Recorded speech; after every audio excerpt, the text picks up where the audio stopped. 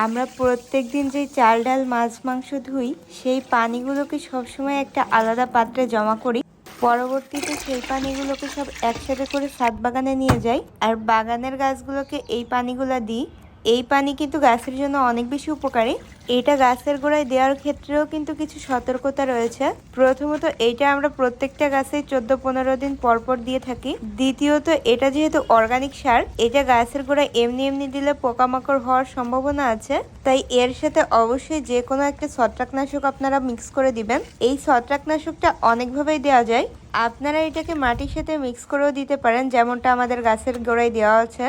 আবার কিন্তু চাইলে পানির সাথে পরিমাণ মতো মিক্স করেও এটা গাছের গোড়ায় দিতে পারেন। আপনারা ছত্রাকনাশকটা যে কোনো সার ওষুধের দোকান অথবা অনলাইন শপে পেয়ে যাবেন। আমরা বেশিরভাগ ক্ষেত্রে ম্যানসারটাই ইউজ করে থাকি।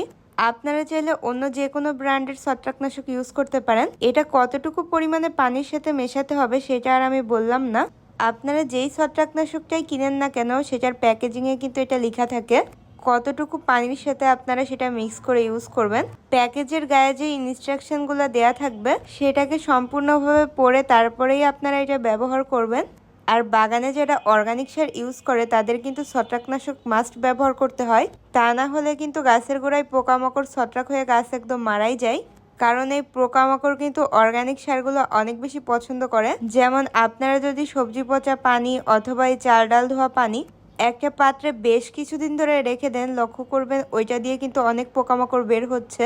গাছের গোড়ায় এই পানিটা ব্যবহার করার ফলে যাতে এই সমস্যাটা না দেখা যায়, এই কারণেই কিন্তু ছত্রাকনাশকটা ইউজ করা হয়ে থাকে।